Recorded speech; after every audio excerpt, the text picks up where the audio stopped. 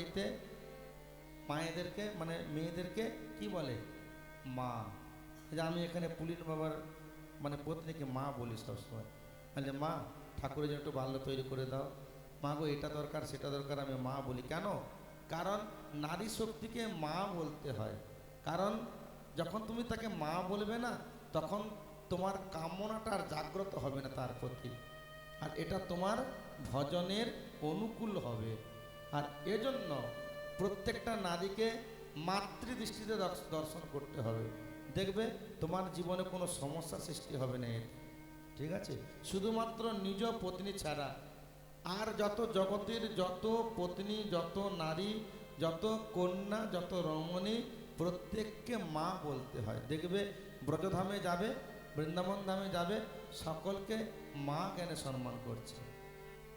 বাবাজিরাও মায়েদেরকে মা বলে ডাকছে। আর তার মধ্যে তুমি বিরাজ করবে আর কি? আর সোনা, সোনা মানে পশু হত্যা, পশু হত্যার মধ্যে তুমি বিরাজ করবে। জানো পরীক্ষিত মহারাজের কাছ থেকে এই 4টি জায়গা পেয়ে কলি মহারাজ পৃথিবী পরিক্রমা করতে বেরিয়ে গেল। গোটা পৃথিবী পরিক্রমা করে কলির কাছে ফিরে এলো।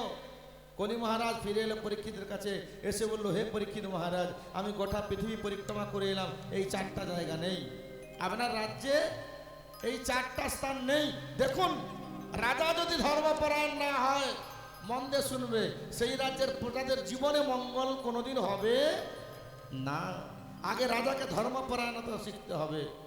আর এজন্য পরীক্ষিত মহারাজ এমন শাসকরা পৃথিবীর একচ্ছত্র সম্রাট ছিলেন না, খুব মন দিয়ে শুনবে, তার রাজ্যে কেউ দ্রুত ক্রীড়া করেনি, তার রাজ্যে কেউ আসব পান করেনি, তার রাজ্যে কেউ পশু হত্যা করেনি, তার রাজ্যে কেউ অবৈধ সঙ্গ করেনি।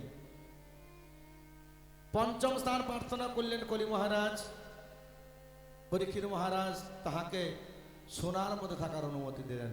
শোনো কলি, তোমাকে আমি 5ম স্থান দান করলাম, তুমি সোনায় থাকবে। যেই সোনায় থাকার অনুমতি পেল না, সঙ্গে সঙ্গে কলি নাচা শুরু করে দিয়েছে। আহ, বড় অদ্ভুত জায়গা আমাকে দিলেন তো মহারাজ, আপনি বুঝলেন না আমাকে ওই জায়গাটা দিয়ে আপনি নিজের কতটা ক্ষতি করলেন। কারণ মহারাজ যখন সকালবেলা ঘুম থেকে উঠবে, কোনখান থেকে উঠবে? সোনার সিংহাসন থেকে, সোনার পালঙ্ক থেকে ঘুম থেকে উঠবে। তারপরে সোনার অলঙ্কার পরে, সোনার মুকুট মাথায় দিয়ে, স্বর্ণ অলঙ্কারে বিভূষিত স্বর্ণ সিংহাসনে বসে বসে রাজকার্য পরিচালনা করবে। মহারাজ, আপনি তো সোনা ছাড়া থাকতে পারবেন না, আপনাকে যদি আমি নিজে বশীভূত করতে পারি, তাহলে আমার মনে হয় আপনার রাজ্যে যত প্রজা রয়েছে না, তাদেরকে আমার চরণতরে এনে ফেলতে বেশি সময় আমার লাগবে না। এই জন্য মন দিয়ে শুনবে, সোনাতে কিন্তু কে আছে? সোনাতে কে আছে? কলি আছে। কাল থেকে আর কেউ সোনা পরবেন না, সব খুলে আমার গোপালের কাছে দিয়ে যাবেন। মনে থাকবে? মনে থাকবে তো? বাবাজি তো আর্টসের ব্যবসা চালু করছে, কথার মাধ্যমে মানুষকে জব্দ করতে এসছে নাকি? না না, আমার দরকার নেই, আমি এমনি লাগিয়ে কথাগুলো বলছি। শোনো, অবশ্যই মায়েরা সোনা পরবে, কারণ স্বর্ণ অলঙ্কার মায়েদের কাছে শোভা পায়, পুরুষদের কাছে নয়। সোনা অবশ্যই মায়েরা পরবে, কিন্তু যখন পরবে না, তার আগে ওই সোনাটা ভগবানকে নিবেদন করবে। মন দিয়ে শুনবে, পারবে তো? ভগবানকে নিবেদন করবে। যদি ভগবানকে না নিবেদন করতে পারো, তাহলে ভগবানের কোনো আলেখ্যে ছোঁয়াবে, যে তা যদি না পারো তাহলে তুলসী মন্দিরে ছোঁয়াবে, তারপরে সেই সোনাটা পরবে। দেখবে যখন কৃষ্ণ স্পর্শ হতে যখন লেগে যাবে না, তখন ওর মধ্যে কোনো মায়া স্পর্শ করতে পারবে না। কারণ কৃষ্ণ হয় সূর্য সম মায়া অন্ধকার, যেথায় কৃষ্ণ সেথায় নাই মায়ার অধিকার। যেখানে কৃষ্ণ সেখানে মায়া নেই, আর যেখানে মায়া আছে সেখানে কৃষ্ণ নেই। আর এজন্য শুধুমাত্র সোনা নয়, খুব মন দিয়ে শুনবে, আমাদের নিত্য ব্যবহারের যত কিছু দ্রব্য রয়েছে না, আমরা যত কিছু দ্রব্য করি, কোনোদিন কিন্তু ভগবত অনিবেদিত জিনিস গ্রহণ করবে না। খুব মন দিয়ে শুনবে, যদি তুমি একটা বস্ত্র পরো না, সেই বস্ত্রটা তুমি গঙ্গা জল ছিটিয়ে গোবিন্দকে ছুঁয়ে তারপর পরবে। মনে থাকবে? মনে থাকবে? আজকে যে বাবা আমাকে মালা দান করতে এসেছিল মন্দিরের পুজো বাবা, উনি মালাটা নিয়ে আসছেন। আমি মালাটা ভাগবত চরণ তলে দিলাম, কেন? ওটা প্রসাদী করার জন্য। উনি আর পড়াচ্ছেন না, বলে মালা পরাবেন, দাঁড়িয়েছে, বলে না আপনি দিয়ে দিলেন। আরে দিলাম কেন? প্রসাদী করার জন্য। কারণ আমাদের কর্তব্য কোনোদিন অপ্রসাদী জিনিস কখনো আমাদের গ্রহণ করা চলবে না। শুধুমাত্র বস্ত্র নয়, অলংকার নয়, আমাদের নিত্য ব্যবহারের যা কিছু জিনিস, ঠিক আছে, সেটা সবসময় ভগবানকে আগে নিবেদন করে তারপরে নিজে গ্রহণ করবে, এর মধ্যে কোনো মায়া লাগবে না। পরীক্ষিত মহারাজ তিনি যখন পঞ্চম স্থান প্রদান করলেন, সঙ্গে সঙ্গে কলি মহারাজ তিনি কি করলেন না, পরীক্ষিতকে জব্দ করে ফেললেন। পরীক্ষিত তৃষ্ণার্ত হয়ে জানো তো একটা আশ্রমের কাছে গেল জল প্রার্থনা করতে। আর কলি মহারাজ কি করলো জানো, একটা মৃত সর্পের রূপ ধারণ করে কি করলো জানো, সেখানেই পড়ে রইল। আর যখন পরীক্ষিত মহারাজ সেই আশ্রমে, শ্রমিক মুনির আশ্রমে সে জল প্রার্থনা করলেন, আর মনে মনে ভাবলেন যে একবার বললে বোধহয় শুনতে পাবে না, একাধিকবার বললেন, বহুবার বললেন, তারপরে যখন সাধু তার কথা কর্ণপাত করলো না, তখন তিনি মনে মনে চিন্তা করলেন, কি আমি শশাকরা পৃথিবীর একমাত্র অধিপতি, আর আমার কথা মান্যতা দিল না, আমার কথা শুনতে পেল না, উপযুক্ত দণ্ড বিধান করতে হবে। আমার রাজ্যে থেকে এত নিশ্চিন্ত মনে তোমরা ভগবত ভজন করার সৌভাগ্য পাচ্ছ, আর আমি এসেছি একটু জল চাইছি, আমার একটু জল দিলে না। জানো তো ক্রোধান্বিত হয়ে কি করা যায়, কি করা যায়, কিভাবে দণ্ড দেওয়া যায়, দেখলো সেই আশ্রমের সামনে সেই কলি মৃত সাপ হয়ে পড়ে রয়েছে। সেই মৃত সর্পটাকে ধনুকের অগ্রভাগ দিয়ে তুলে সেই মৃত সর্পটাকে পরীক্ষিত মহারাজ তিনি শ্রমিক মুনির গলায় ভালো করে মালার মতো পরিয়ে দিয়ে মনে মনে ভাবছে, বেশ হয়েছে, ঠিক হয়েছে, মুনিবারের উপযুক্ত দণ্ডই হয়েছে। আমার মতো ক্ষত্রিয়কে উপযুক্ত সম্বর্ধনা না করার জন্য আমি তাকে উপযুক্ত দণ্ডই প্রদান করেছি। মনের আনন্দে জানো তো যখন গৃহে ফিরে যাচ্ছে, যেতে যেতে যেতে যেতে পরীক্ষিত মহারাজের মনে হয়ে গেল, আরে এ আমি কি করলাম, এটা কি আমার করা উচিত হলো? আচ্ছা, আমি যে মুনিবারের গলায় মৃত সর্প আমি যে দিলাম, এতে আমার কি তৃষ্ণা বিদূরিত হলো? না, তা তো হয়নি। আমার তৃষ্ণা তো তৃষ্ণাই রয়ে গেল। তাহলে আমি কেন শুধু শুধু এমন করলাম?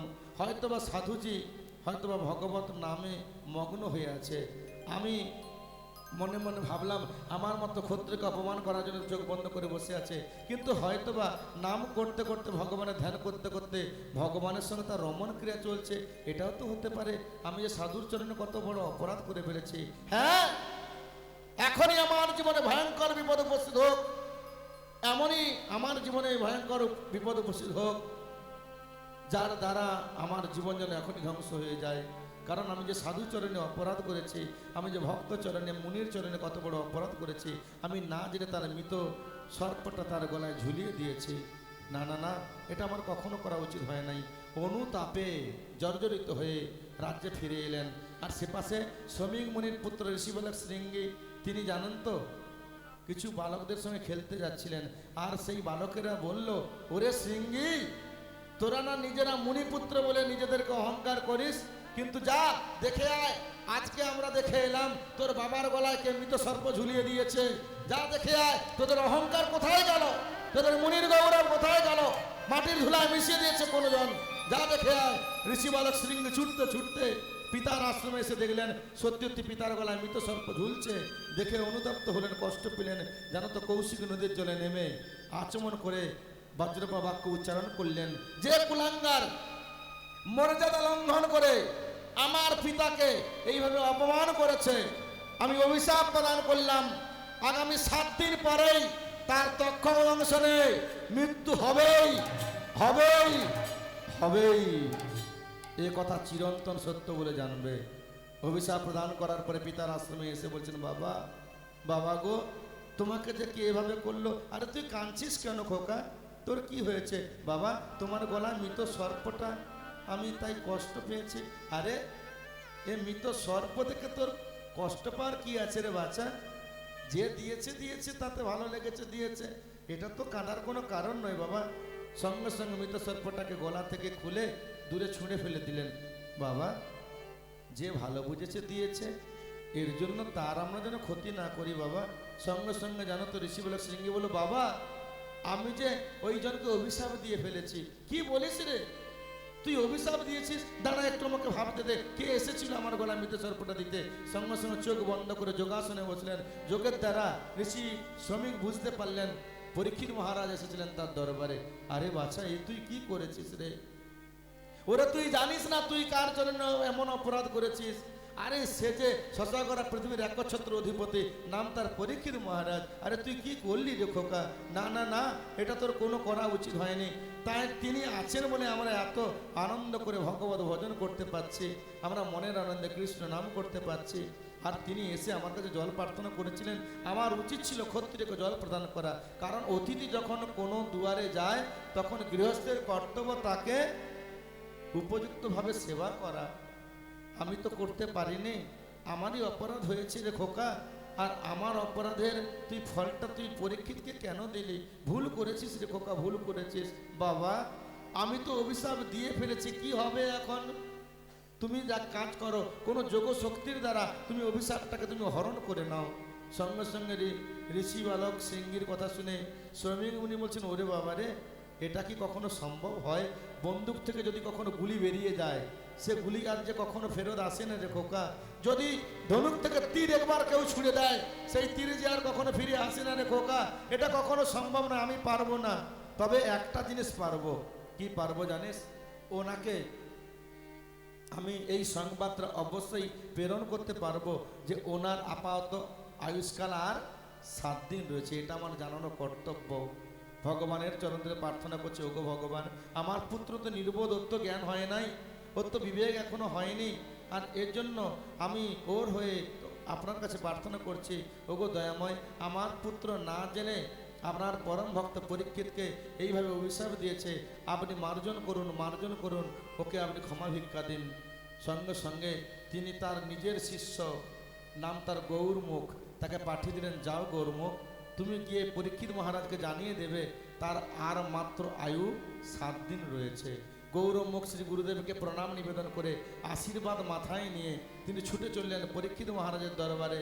যখন পরীক্ষিত মহারাজের কাছে যখন পৌঁছে গেলেন, তখন পরীক্ষিত মহারাজ মাথা নিচু করে বসে আছেন। সমস্ত প্রজাগণ বলছেন, হে পরীক্ষিত মহারাজ, কি হয়েছে আপনার? বলুন, কিসে আপনার এত কষ্ট, কি এত আপনার চিন্তা? পরীক্ষিত মহারাজ কিছু কথা না বলে চুপচাপ বসে রয়েছেন। তোমরা বলতে পারবে না গো, আমার মনের কষ্ট কিভাবে দূরীভূত হবে তোমরা কেউ জানো না, কেউ বলতে পারবে না। তোমরা আমাকে তোমরা একদম জ্বালাতন করো না, আমার সঙ্গে তোমরা কেউ কথা বলো না। পরীক্ষিত মহারাজ চুপচাপ মৌনবতা অবলম্বন করে বসে রয়েছে। গৌরমুখ গিয়ে পরীক্ষিতের দরবারে দাঁড়ালেন, বলে বলে পরীক্ষিত মহারাজ কি জয়। পরীক্ষিত মহারাজ আচমকা তার নামে জয়ধ্বনি শুনে সঙ্গে সঙ্গে ছুটে এলেন। কে কে কে আমার নামে জয়ধ্বনি দিল? গৌরমুখ বললেন, আপনি আমায় চিনবেন না, আমি হলাম শ্রমিক মুনির শিষ্য, আমাকে আমার শ্রী গুরুদেব পাঠিয়েছে। ঋষি বালক সিংহী আমার গুরুপুত্র আপনাকে অভিশাপ প্রদান করেছে, আগামী 7 দিন পরেই আপনাদের তক্ষক নাগের দংশনে মৃত্যু হবে। সঙ্গে সঙ্গে জানো তো, পরীক্ষিত মহারাজ 2টি বাহু উত্তোলন করে আনন্দে নৃত্য করতে লেগেছে। ঠিক হয়েছে, ঠিক হয়েছে, পরীক্ষিতের উপযুক্ত দণ্ডই পরীক্ষিত পেয়েছে। আমি এটা চেয়েছিলাম, আমি যে পাপ কাজ করেছি, আমি যে সাধুর চরণে অপরাধ করেছি, এর জন্য এমন দণ্ডটাই প্রযোজ্য ছিল। কিন্তু আমি ভগবানের কাছে জানানোর পরেও আমি সেই দ্বন্দ্বটার কথা আমি এখনো পরে শুনতে পাইনি। কিন্তু জানো জানো হে গৌরমুখ, আমি যখন শুনতে পেলাম আমাকে ঋষি বালক সিংহ অভিশাপ দিয়েছে, আমার বড় আনন্দ হয়েছে। কারণ মানুষ যখন পাপ করে, সেই পাপের যতক্ষণ না প্রায়শ্চিত্ত হয়, মনে রাখবে তার পাপ কখনো স্খলন হয় না। আমি যে পাপ করেছি, আমি যে অপরাধ করেছি, আর সেই পাপের হাত থেকে, অপরাধের হাত থেকে মুক্তি পাওয়ার জন্য ঋষি বালক সিংহী আমাকে করুণাই করেছে বলতে পারো। কেন জানো মুনিবর, ঋষি বালক সিংহী তো আমাকে অভিশাপ দিতে পারত যে আগামী 7 দিন নয়, যে আমার বাবাকে এইভাবে অপমান করেছে, আমি অভিশাপ প্রদান করলাম, এক্ষুনি তার তক্ষক মৃত্যু হবে, এই অভিশাপ দিতে পারতেন উনি, কিন্তু দেন নাই। আমাকে 7 দিন বাঁচার সৌভাগ্য অর্জন করে দিয়েছেন। হে মুনিবর, আপনি কি বলতে পারেন এই 7 দিনে এমন কোনো সাধনা আছে যে সাধনার দ্বারা আমি ভগবানের চরণতল প্রাপ্ত করতে পারবো? বলুন না। আমার জীবন তো মাত্র 7 দিন, আর এই 7 দিনে এমন কি সহজ সাধনা আছে যে সাধনার দ্বারা আমি ভগবানের দিব্য জ্ঞান লাভ করার সৌভাগ্য অর্জন করতে পারবো? গৌরমুখ বলেন, বাবা এটা তো আমার জানা নেই। আপনি এক কাজ করুন, আপনি সাধু মুনিদের কাছে যান, যদি কারো জানা থাকে নিশ্চয়ই এ সংবাদ জানাবেন। জানো তো পরীক্ষিত মহারাজ তিনি তার পুত্র জন্মেঞ্জয়ের হাতে রাজ্যের দায়িত্বভার অর্পণ করে দিয়ে রাজত্ব, রাজ সিংহাসন সব কিছু পরিত্যাগ করে তিনি তৎক্ষণাৎ হরিদ্বারে, মন দিয়ে শুনবে, হরিদ্বারের নিকট শুকর তর বলে একটা স্থান আছে, এখনো আছে, যেখানে পরীক্ষিত মহারাজকে শ্রী সুখদেব গোস্বামী 7ম দিবসব্যাপী ভাগবত কথা শ্রবণ করিয়েছিলেন। হরিদ্বারের কাছাকাছি জায়গাটা। আর সেই স্থানে পৌঁছে গেলেন গঙ্গার তটে পরীক্ষিত মহারাজ, আর গিয়ে দেখলেন যে কত দেবর্ষি, কত ব্রহ্মর্ষি, কত মহর্ষি ওই স্থান অলঙ্কৃত করে বসে আছেন। সবার পাদপদ্মে প্রণাম নিবেদন করে পরীক্ষিত মহারাজজি বললেন, হে মহর্ষিগণ, হে দেবর্ষিগণ, হে ব্রহ্মর্ষিগণ, আপনারা কি বলতে পারেন আমার মাত্র 7 দিন পরমায়ু, এই 7 দিনের মধ্যে আমি ভগবানের কৃপা কিভাবে লাভ করতে পারবো? এমন কি কোনো সাধনা আছে আমি আত্মতত্ত্ব জ্ঞান লাভ করতে পারবো? কোনো মুনি বলছে যে মহারাজ আপনার তো 7 দিনের মধ্যে মৃত্যু হবে, আপনি এক কাজ করে আপনি ধ্যান শুরু করুন। পরীক্ষিত মহারাজ বলছে, ধ্যান শুরু করতে করতেই তো 7 দিন কেটে যাবে। আপনি এক কাজ করুন, আপনি দান করুন, এর দ্বারা আপনার মন শান্ত হবে।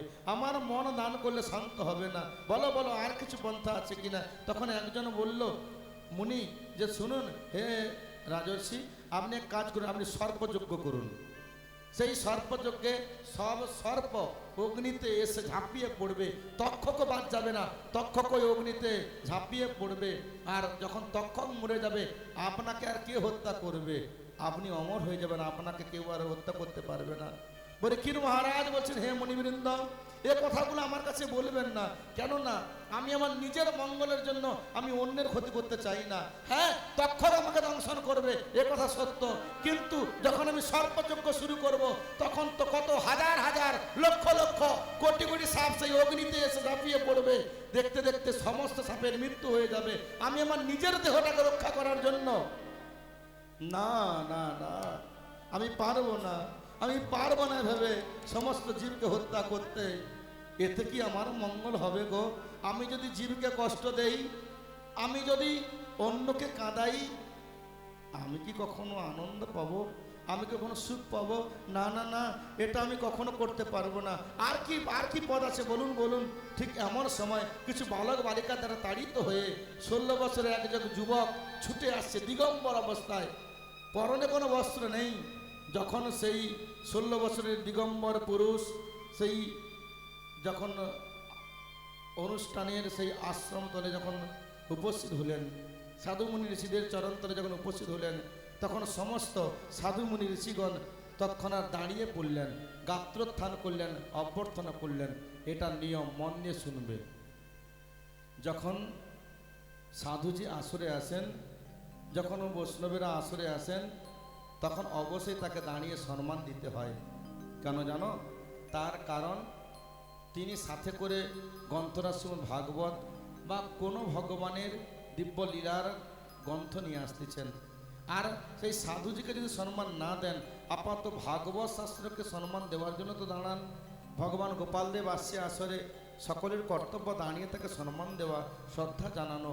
যেমন স্কুলের নিয়ম কি, যখন প্রধান শিক্ষক বা কোনো শিক্ষক যখন ক্লাসরুমে প্রবেশ করবে, তখন সব ছাত্রছাত্রীর কি কর্তব্য? উঠে দাঁড়িয়ে তাদের সম্মান দেওয়া।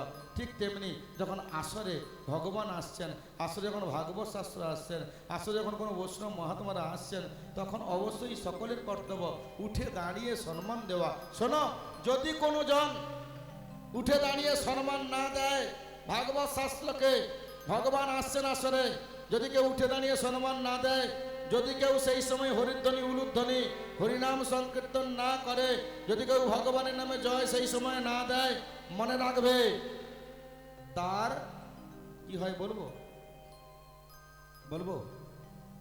তার পূর্ব কালের যত পুণ্য সব তৎক্ষণাৎ ক্ষয় হয়ে যায়। এর আগে সে যত পুণ্যকর্ম করেছে না, তৎক্ষণাৎ সব পুণ্য তার ক্ষয় হয়ে যায়। শুধুমাত্র দাঁড়ালেই কৃপা হবে।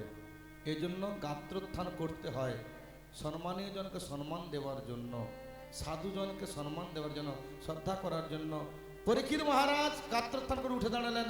সমস্ত দেবর্ষিপাদ, ব্রহ্মর্ষিপাদ, মহর্ষিপাদ তারা দাঁড়ালেন। আর দাঁড়িয়ে সুখদেব গোস্বামীর চরণ তলে শরণাগত হয়ে পরীক্ষিত মহারাজ তার চরণ পাদধৌত করে দিলেন। আর মনে মনে ভাবলেন, আহারে, যার চরণ এত সুন্দর, না জানি তার বদন কত সুন্দর। আরে, আমি তো কত সাধু বৈষ্ণব, কত মহাত্মার আমি দর্শন করেছি, কিন্তু এমন সুন্দর কোমল চরণ আমি যে কোনো মহাত্মার দেখি নাই। কি দিব্য চরণ, কি অপূর্ব চরণ।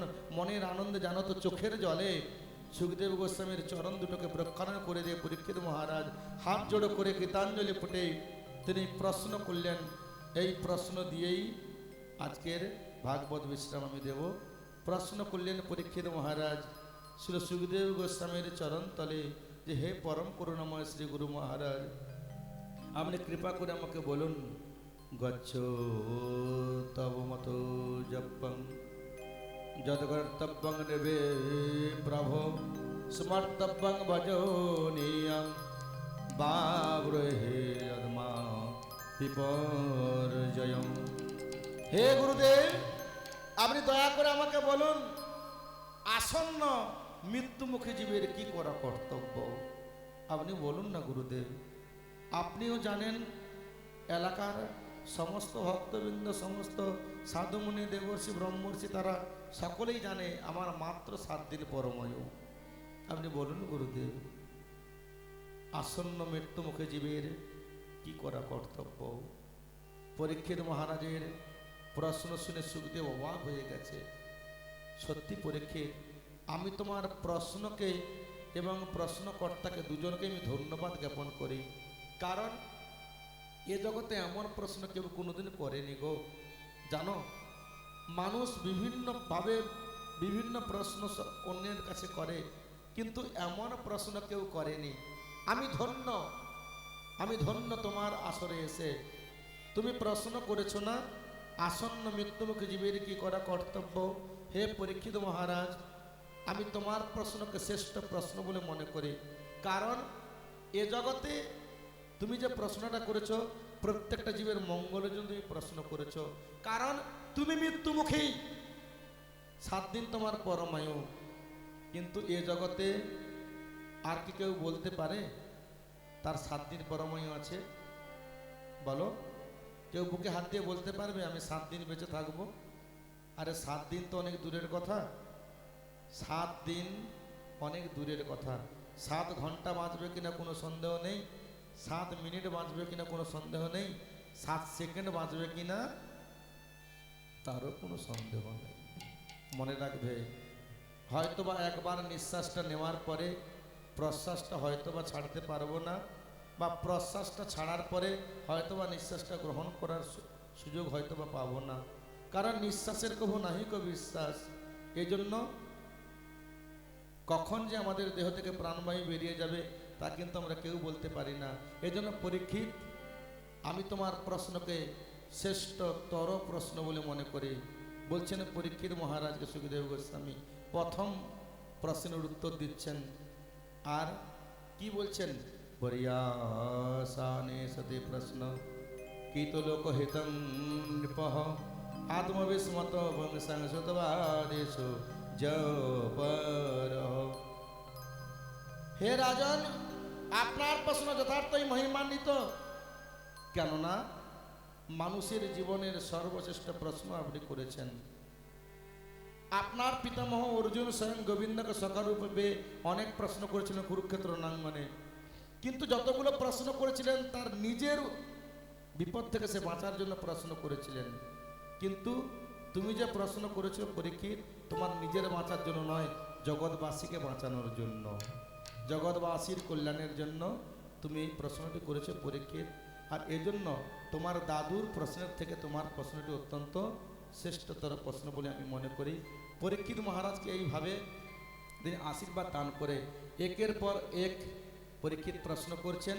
আর সুখদেব গোস্বামী একের পর এক সেই প্রশ্নের সমাধান করে দিয়েছিলেন। সে কথা আমরা দ্বিতীয়তম দিবস থেকে আমরা সেই প্রশ্ন উত্তরের খেলায় আমরা যোগদান করব। পরীক্ষিতের প্রশ্ন, সুখদেব গোস্বামীর উত্তর। আমরা আগামীকাল দ্বিতীয় স্কন্ধের প্রশ্ন উত্তর পর্ব থেকে আমরা ধারাবাহিকভাবে ভাগবতের লীলাচরিত কথা আস্বাদের মধ্যে প্রয়াসী হব। আর আগামীকালও ঠিক একই সময়ে, আজকে একটু অনুষ্ঠানটা শুরু করতে একটু দেরি হয়েছে, একটু সাউন্ডের ডিস্টার্ব ছিল মনে হচ্ছে। কালকে কিন্তু একদম ঠিক টাইমেই যেন অনুষ্ঠানটা আমরা শুরু করতে পারি, তাহলে আরও আগে আমরা বিশ্রাম দেওয়ার হয়তো চেষ্টা রাখতে পারবো। আর এজন্য আপনারা যথাসময়ে গৃহের কর্মসব সমাপন করে সন্ধ্যার প্রাককালেই ঠিক সন্ধ্যার প্রাত মুহূর্তেই আপনারা চলে আসবেন অনুষ্ঠান প্রাঙ্গণে। আর আগামীকাল আমরা দ্বিতীয়তম দিবসের ভাগবত প্রবচন কথা আমরা এখান থেকেই আস্বাদনের সৌভাগ্য পাব। আর বিশেষভাবে যেটা বলি, আমাদের ভগবান শ্রী মদন গোপালের মঙ্গল আরতি ভোর 5টার সময় উদযাপিত হবে। যদি কোনো ভক্তবৃন্দ আসেন মঙ্গল আরতি দর্শন করতে, আসবেন, মঙ্গল আরতি দর্শন করবেন, প্রভাতী কীর্তন শ্রবণ করবেন। আর তারপরে যথারীতি আমরা আজকের ন্যায় আমরা আবার সেই সকালে প্রাতঃকালের আমরা প্রভাতী পরিক্রমায় আমরা সকলে আনন্দ করে যোগদান করে বেরিয়ে পড়ব। আর সকলের যোগদানে এই পরিক্রমা আরও আনন্দময় হয়ে উঠুক। আর আরও জগৎ জুড়ে এই পরিক্রমায় সমস্ত ভক্তবৃন্দ অংশগ্রহণ করুক, সকলে ভগবানের কৃপা পাক। এবং গৃহস্বামীর গৃহস্থের সপরিবার বর্গের সকলের অবিচলিত ভক্তি লাভ হোক, সকলের ভাগবতময় জীবনযাপন লাভ হোক। এবং যারা যারা এই অনুষ্ঠানে যোগদান করলেন, সামনে প্রয়াসী হলেন, সকলের একই রূপ ভগবত কৃপা, ভগবত প্রেম লাভ হোক, ভগবত চরণতলে প্রার্থনা জানাই। এই দীনদাসের এবং এই দীনদাসের যে সমস্ত সম্প্রদায়গণের ভগবত চরণতলে প্রার্থনা জানাই, সকলের একই অনুরূপ ভগবত কৃপা লাভে তারা ধন্যাতি ধন্য হোক। সমস্ত ভক্তের জন্য, সমস্ত মানব জাতির কল্যাণের জন্য, জগৎবাসীর কল্যাণের জন্য আমি ভগবত চরণতলে প্রার্থনা করি, হে ভগবান তুমি জগৎবাসীর কল্যাণ করো। আজ এখানেই ভাগবত কথার বিশ্রাম রাখি। আগামীকাল আবার আমরা সন্ধ্যার প্রাককালেই ভগবানের চরণতলে বসে ভগবানের কথা শ্রবণে প্রয়াসী হব। আপাতত এখানেই শুভরাত্রি এবং আবার আগামীকালের অনুষ্ঠানের জন্য আগাম নিমন্ত্রণ। শ্রুয়তাং শ্রুয়তাং নিত্যং ইয়তাং ইয়তাং মুদা চিন্ততাং চিন্ততাং ভক্তা গ্রন্থ শ্রবণার শ্রীমদ্ ভাগবতামৃতমল হরি। এইখানে রহিল আজ গ্রন্থের লহরি এবং তাই গৌর প্রেমানন্দে বলুন হরি হরি। বাঞ্ছা কল্পতরুবস্য কৃপা সিন্ধু ভয়শ্চ পতিতানাং পাবনে বৈষ্ণবো নমো নমঃ। গুরবে গৌরচন্দ্রায় রাধিকায় সদালয়ে কৃষ্ণ কৃষ্ণ ভগদায় তদ ভগদায় নমো নমঃ। সর্বসুগুণ সন্তা সর্বসন্তানি নাময়া সর্ববসন্ত ভদ্রাণি মা কছু দুঃখ ভাগ ভাবে ভব সব সুগুণ হন্নি নাময়া সর্বত্র হে মঙ্গল নিশ্চয়। দুঃখ ভাগী কেহ যেন হন জীবনে সততা প্রার্থনা জানায় নিত্য ভাগবত চরণে।